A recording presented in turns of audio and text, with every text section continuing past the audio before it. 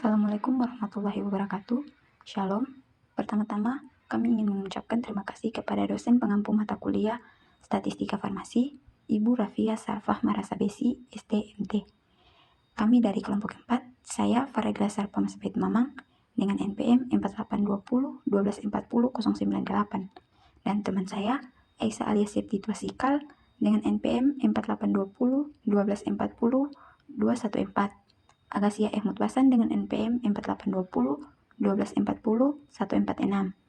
Bigji Sarah Slamet dengan NPM 4820 1240 095. Dan Maya Syafira Pelu dengan NPM 4820 1240 032. Jadi di sini kami akan membahas tentang statistika non-parametrik Mann-Whitney test.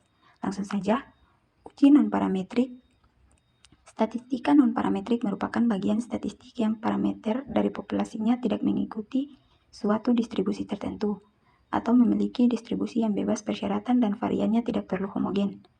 Dalam sejumlah uji statistik non-parametrik, hanya menetapkan asumsi atau persyaratan bahwa observasinya harus independen, dan bahwa variabel yang diteliti pada dasarnya harus memiliki kontinuitas, serta dalam pengujiannya nanti sebagian besar datanya berupa data ranking. Selanjutnya ada Mann-Whitney test. Mann-Whitney test disebut dengan Wilcoxon-Rank-Sum test. Merupakan pilihan uji non-parametris apabila uji independen test tidak dapat dilakukan karena asumsi normalitas tidak terpenuhi. Tetapi meskipun bentuk non-parametris dari uji independen test, uji Mann-Whitney test tidak menguji perbedaan mean atau rata dua kelompok seperti layaknya uji independen test, melainkan untuk menguji perbedaan median atau nilai tengah dua kelompok. Berikutnya ada tujuan uji Mann-Whitney, yaitu seseorang akan melakukan uji Mann-Whitney test apabila menemui kasus diketahui dengan jelas bahwa terdapat perbedaan median, bentuk, dan sebaran data sama, tetapi tidak diketahui secara pasti apakah perbedaan median tersebut bermakna atau tidak. Berikutnya asumsi Mann-Whitney. Berdasarkan uraian di atas, maka dapat disimpulkan asumsi yang harus terpenuhi dalam Mann-Whitney test, yaitu satu, skala data variabel terikat adalah ordinal, interval, atau rasio. Apabila skala interval atau rasio asumsi normalitas tidak terpenuhi, normalitas dapat diketahui setelah uji normalitas. 2. Data berasal dari dua kelompok. Apabila data berasal dari 3 kelompok atau lebih, maka sebaiknya digunakan uji Kurzweil-Wallis. Ketiga, variabel independen satu dengan yang lainnya. Artinya, data berasal dari kelompok yang berbeda atau tidak berpasangan. Keempat, varian kedua kelompok sama atau homogen. Karena distribusi tidak normal, maka uji homogenitas yang dapat dilakukan adalah uji Leibniz test, di mana uji Feshler-F diperlukan bila asumsi normalitas terpenuhi. Asumsi Mann-Whitney. Asumsi poin 1, 2, dan 3 tidak memerlukan uji tersendiri. Sedangkan poin 4 jelas perlu sebuah uji yang dapat menentukan apakah kedua kelompok memiliki varian yang sama atau tidak, yaitu disebut dengan uji homogenitas. Uji efektivitas metode edukasi terhadap respon pasien hipertensi. Seorang apoteker di sebuah puskesmas ingin mengetahui apakah ada perbedaan efektivitas antara dua metode edukasi yang berbeda terhadap tingkat pemahaman pasien tentang pentingnya meminum obat antihipertensi secara teratur. Apoteker tersebut mengambil sampel acak sebanyak 12 pasien yang baru diagnosis hipertensi dan membaginya ke dalam dua kelompok. Yang pertama, kelompok 1, metode A, terdiri dari 6 pasien yang hanya diberikan edukasi verbal atau konseling lisan standar saat penyerahan obat. Yang kedua, kelompok 2, yaitu metode B, terdiri dari 6 pasien yang diberikan edukasi verbal ditambah dengan sebuah leaflet informatif yang berisi gambar dan poin-poin penting.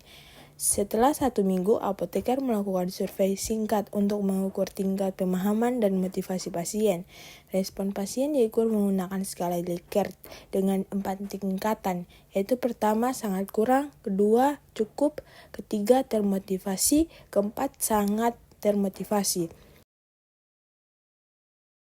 Dari data hasil survei, yaitu dari 12 pasien di survei, hasilnya adalah yang pertama 6 pasien dari kelompok metode A memberikan skor respon 2, 1, 3, 2, 1, 2. Yang kedua 6 pasien dari kelompok metode B memberikan skor respon 4, 3, 4, 2, 3, 4. Jadi tabel hasil surveinya yaitu variabelnya respon ada 1, 2, 3, 4. Kelompoknya terbagi menjadi 2 yaitu metode A dan metode B. Pertanyaan penelitiannya, apakah terdapat perbedaan yang signifikan pada tingkat respon atau pemahaman dan motivasi antara pasien yang menerima edukasi metode A dengan pasien yang menerima edukasi metode B? Hipotesisnya yaitu yang pertama HO, tidak terdapat perbedaan distribusi tingkat respon pasien antara kelompok metode A dan kelompok metode B. Yang kedua H1, terdapat perbedaan distribusi tingkat respon pasien antara kelompok metode A dan kelompok metode B. Kesimpulan, berdasarkan hasil uji Mann-Whitney yang ditampilkan pada tabel, dapat ditarik kesimpulan sebagai berikut. Terdapat perbedaan yang signifikan secara statistik pada tingkat respon pasien antara metode A dan metode B dengan nilai signifikansi X-sig berdasarkan 0,15 yang lebih kecil dari tingkat signifikansi alfa A sama dengan 0,05. Tabel rekan menunjukkan bahwa kelompok metode B edukasi verbal tambah Liavet memiliki peringkat rata-rata mean rank sebesar 8,92 yang lebih tinggi secara signifikan dibandingkan dengan kelompok metode A hanya verbal yang memiliki mean rank 4,08. Oleh karena itu dapat disimpulkan bahwa penggunaan Liavet informatif bersama dengan konseling verbal metode B terbukti secara signifikan lebih efektif dalam meningkatkan respon pemahaman dan motivasi pasien dibandingkan hanya dengan konseling verbal metode A. Yang pertama, masukkan variabel respon metode pada nama, pada type numeric with 8 decimals 0 label. Metode survei values. Pada value memilih angka 1, label metode A, value 2, label metode B. Pada missing none, pada kolom 12, line, center, measure, scale, roll, input. Pada yang kedua, yaitu tingkat respon atau response. Type numeric with 8 decimal 0 label. Tingkat respon pasien values. Masukkan pada value angka 1 label sangat kurang, value 2. Yang ketiga termotivasi. Yang keempat sangat termotivasi. Oke. Missing none columns 12, align, center, measure, ordinal, input. Kita akan memasukkan metodenya. Terdapat angka 1 dan 2, responsnya terdapat angka 1 sampai 4.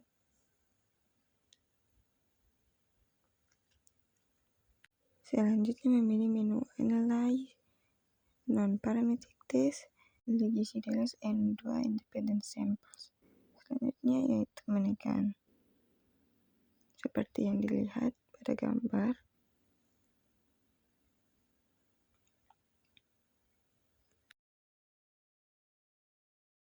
Jadi ini adalah hasilnya pada variabel metode A dan variabel metode B memiliki range N itu 6, totalnya yaitu 12, main rank metode A 408, metode B 8,92, Sum of ranks pada metode A itu 24,50, pada metode B 53,50.